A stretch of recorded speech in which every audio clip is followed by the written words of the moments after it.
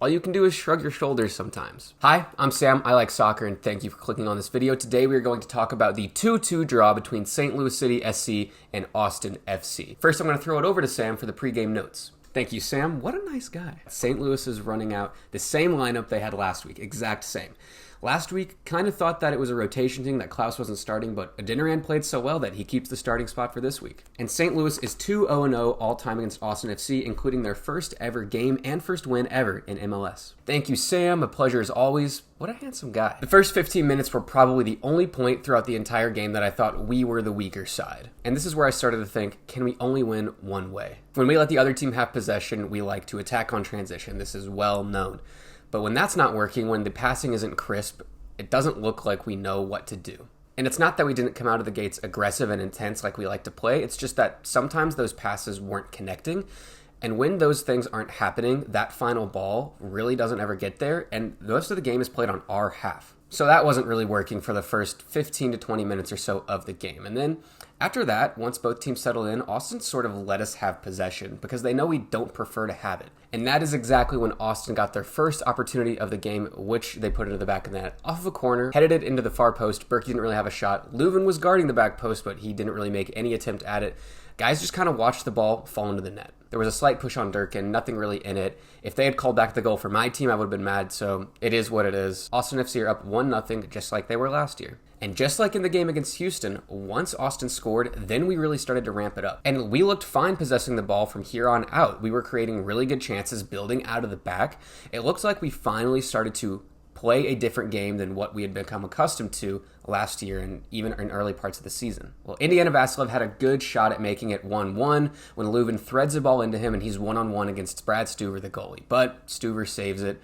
It's still a 1-0 game for Austin. He was having a night. And another thing about this game is it felt very intense. The commentators call this a rivalry. I'm not necessarily sure that that's the case. I mean, we've beaten them twice before in the past. I know we played our first ever game against them, but I wouldn't call that a rivalry. It did feel chippy, though. This felt like a playoff atmosphere type game. It was really intense. Everyone was playing aggressive, and it was very, very chippy. A lot of fouls being called, but not on one guy, AZ Jackson. I think I mentioned this in the past before, but he seems to get mugged on every single play. He's a smaller guy, and I know he absorbs a lot of contact, but he's not flopping. He's not a guy that does that.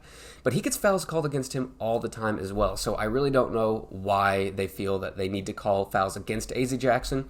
I think he probably, because he's small, plays more aggressive to make up for that, and he just comes away not getting the calls in his favor. There was a few times in this game where I thought there could have been fouls that were called yellow cards on him, but that wasn't called. But there was a yellow card called on Celio Pompeo, one of the dumbest reffing decisions I've seen this season, which I know we're only 3 or 4 games in, but I mean, that's a lot to say. A ball gets away from Celio's feet, and he's simply clearing it, but his follow-through takes him onto the steps of Hedges, who slides through his ankle. Now, this to me looked very 50-50, but instead they called a card on Celio and even went to VAR to review it for potentially a red. This is maybe the stupidest VAR decision I've seen since being a St. Louis City fan, and that is also saying a lot considering the myriad of handball calls that we experienced last year. Of course, VAR says to play on because obviously there was nothing in it. It was barely even a foul to begin with, let alone a yellow card. And then St. Louis get their next big chance of the game when Vassilev hits it to Celio, who threads it over to Leuven with the goalie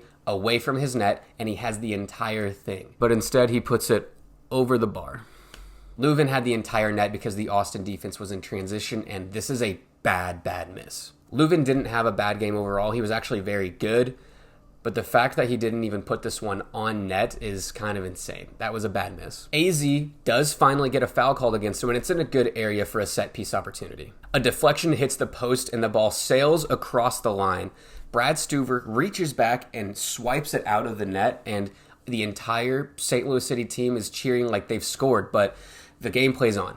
We only saw one replay of this, so in real time, I was okay with this not being called a goal, but after seeing this picture, I mean, the GOAT has spoken. I know we can't determine it 100%, but the fact that this wasn't even looked at by these replacement refs is crazy.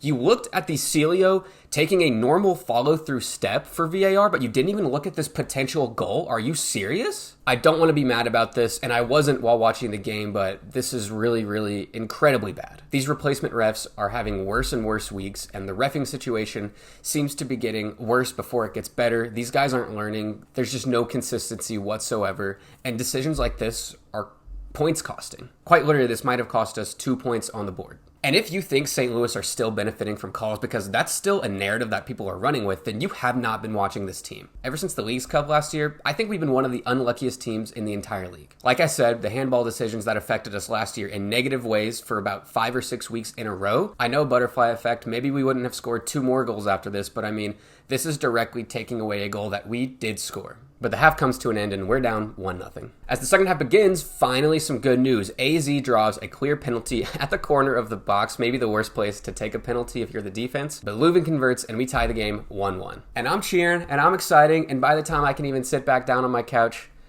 we're down 2-1. It's basically on the very next build-up. Austin just throw it into the middle of the box. No defenders on Cascante, and he throws it into the back of the net with nobody on him. I can't even really appreciate the fact that we tied the game because we're losing already. After this, Klaus comes in for Dinaran, who's had a pretty absent game. I wouldn't say that he necessarily was bad, but those final balls were just not getting through to him. And Klaus immediately makes an impact, and we have a scoring chance in front of net. And it's at this point in the game when St. Louis is attacking the Austin net. They're getting decent transition pieces, and then our players are having to take tactical yellows. And another thing, I will compliment Stuver. He is throwing absolute dimes. After he got the ball in his box, there was about 4 or 5 times when he threw it out to his forwards who were already making runs, and those things were Patrick Mahomes dimes. And Austin does the whole time-wasting thing, which is very annoying, but I mean, every single team does it.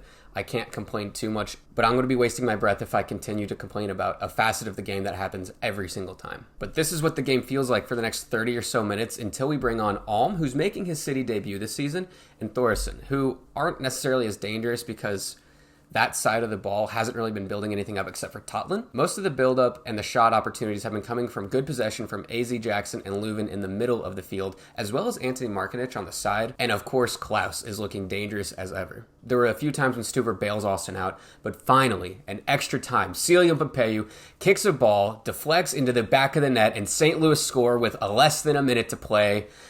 I am more relieved than I'm excited, honestly, but it just feels so good to pull a point back from nothingness. And I know we maybe should have won this game, but the fact that we got anything out of this weird, terribly reffed, unruly game is just, it feels so good. It feels so good. The highs are better than the lows in this one. You can end the game feeling good, like you earned something instead of things were taken away from you. St. Louis City tie the game 2-2, and I'm just wiping my brow. So yeah, we may have scored 3 goals, and that's very frustrating, but I'm choosing to ignore those feelings because I have feelings of elation and joy instead, and those things happen over the course of the season. And not to mention, 9 teams make the playoffs. We're still in that top half of the standings, and should I even be standings watching right now? Not really. We're only 3 games in. But Celio, what a guy. He's been so clutch for us all year. He sort of replaced Jared Stroud for us. Jared Stroud was a guy that I know a lot of people were worried about missing. He was a pest. He played with a lot of intensity, maybe more than any other person on the team. And he had a few goals himself this season. He was just a really, really good offensive threat.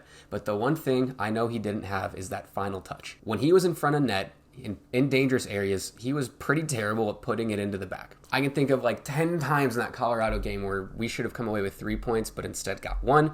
And Jared Stroud was just kicking it into the side of the net, over the crossbar. He's just one of those guys who just can't put it into the back of the net and find the angle like that. But Celio is. And Celio does have better touch on the ball than Jared Stroud does. So I am incredibly happy that he is coming up clutch for us in these early games. He's having a hell of a season already, and we're only 3 games in.